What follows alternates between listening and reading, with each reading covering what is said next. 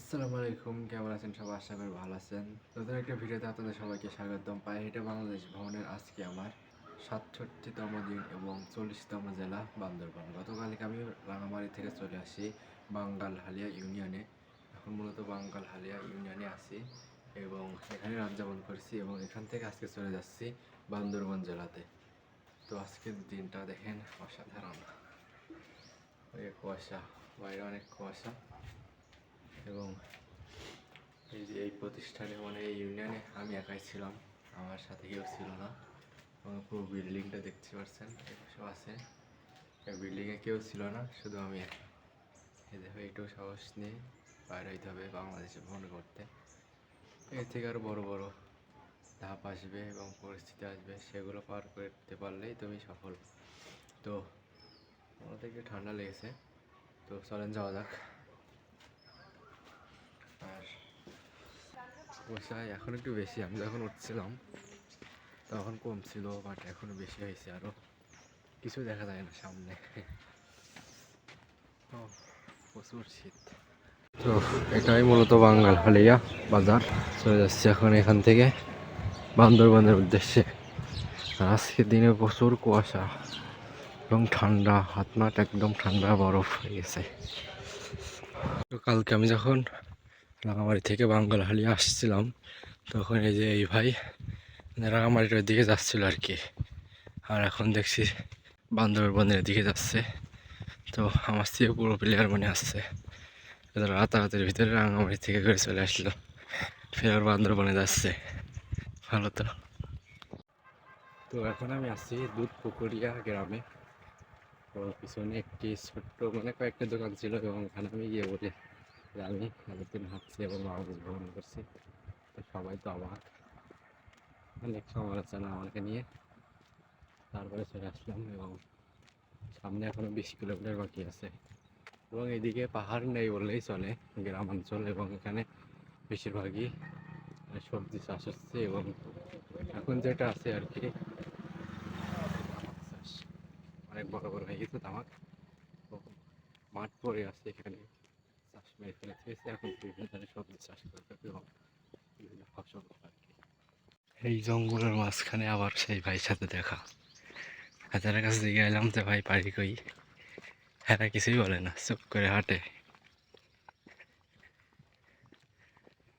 আমি যখন দুধ পুকুরিয়া বাজারে একটা দোকান ছিল আর কি, একটা দোকানে ঢুকি নাস্তা করার জন্য, এবং হ্যাঁ আমার পিছন থেকে ক্রস করে সামনে চলে আসে। অনেকক্ষণ পরে ভাইরে পালাম।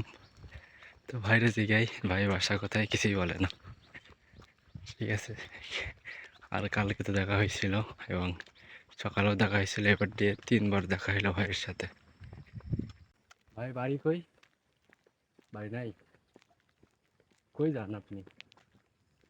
কই যান? কোথায় যান?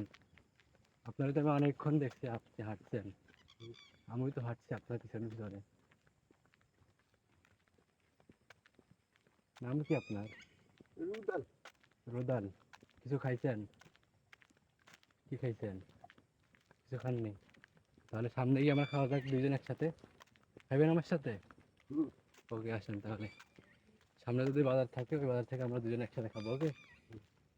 আপনার বাসা কোথায় জানেন না? কোথায় বাড়ি? বাসা কোথায় জানেন না? কই?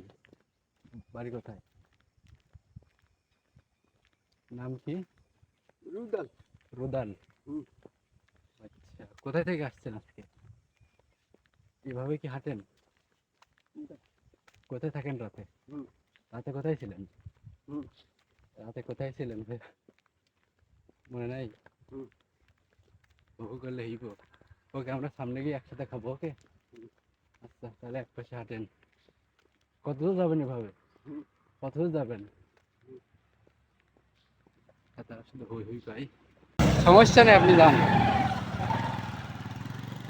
এই যে এই আঙ্কেলের সাথে 3বার দেখা হয়েছে, এরকম 3বার দেখা হয়েছে। আমাকে বলছে যে তাহলে সামনে যাই, তারপরে পরে নিয়ে যাই। আমি বলছি ঠিক আছে, সমস্যা নেই। বলছে বাজারও অনেক দূরে, কিন্তু আমি যে পাগলাটারে পাইছি, পাগল ভাইটারে পাইছি, এর সাথে যাবো, এর খাওয়াইবো কিছু, যদি খাই যদি ওখানে বসে, যদি না বসে তাহলে তো কিছু করার নেই। যতটুকু পারি এর পিছিয়ে পিছিয়ে যাই এবং সামনে দোকান পাই, সামনে যদি দোকান পাই দোকানে বসে ওরে কিছু খাওয়াই দিব। আর ওরে যতই জিগাই যে ভাই বাসা কোথায়, মা বাবা আছে কিনা, শুধু ঘর এমন করে আর এমন করে, ঠিক আছে। শুধু নামটা কি যেন বলতে চাচ্ছে, মানে নামটা ভালো করে বুঝতে পারছি না, নাম বলছে শুধু, তাছাড়া কিছু বলতে পারছে না। তো যাই যতটুকু পারি তার সাথে। এদিকে পাহাড়ে আছে রাবার গাছ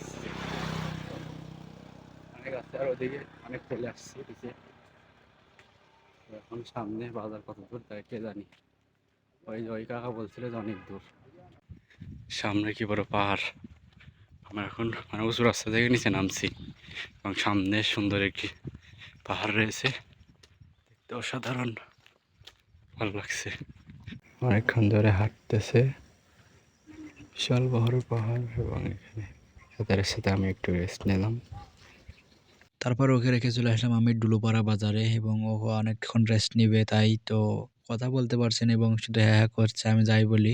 আর সত্যি বলতে আমার অনেক খিদা লাগছিল, এই কারণে ওকে রেখে চলে আসছি। এবং ডুলুপাড়া বাজারে কিছুই নেই, মানে ভাত নেই, শুধু পরোটা আছে আর সমোসা আছে এবং পেঁয়াজু মেয়াজু আছে আর কি। এবং আমি পরোটা নিলাম আর কি, পরোটা নিয়ে খাওয়া শুরু করে দিয়েছি এবং একটু পরে দেখছি ও আসছে, মানে খাওয়া শেষ আমার, তখন ও আসছে। তো অনেক ডাকলাম তো আসলো না, এবং সোজা মানে ও তো ঘাট দ্বারা সোজা চলে যাচ্ছে আর কি। এখন লোকজনের ভিতরে তো আমি চেঁচাতে পারছি না, তো যাই হোক কপালে নেই, আমি জানতাম যে এমনটা হবে, ও থাকবে না আর কি, চলে যাবে, এর কারণে। ডুলুপাড়া বাজার এটাই, আমি যাচ্ছি সোজা। এখন আমি আছি বান্দরবন সদর উপজেলার ভিতরে, আর কিছুক্ষণ পরে আমি চলে যাব বান্দরবন শহরের ভিতরে।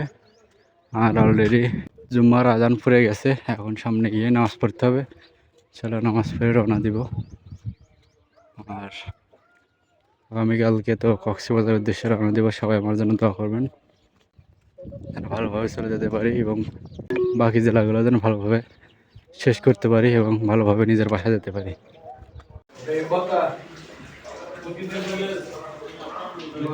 তো ফাইনালি চলে আসলাম বান্দরবন শহরের ভিতরে, সামনে আছে জেলা পরিষদ বা ডিসি অফিস, আর পিছনে আছে বান্দরবন ক্যান্টনমেন্ট, এবং ক্যান্টনমেন্টের সামনে এখানে ছবি বা ভিডিও করা নিষিদ্ধ, ওখানে লেখাই থাকে আর কি, সব ক্যান্টনমেন্টেই এমন। তো এই ভিডিওটা অসাধারণ দেখতে পাচ্ছেন, এবার এগুলো সেই ব্রিজটা। আলহামদুলিল্লাহ রাঙামাটি থেকে 2 দিনে চলে আসলাম বান্দরবনে, এবং আমি ঢুকছি বান্দরবন জেলা পরিষদ কার্যালয়ে, এবং আগামীকালকে কক্সবাজারের উদ্দেশ্যে রওনা দিব।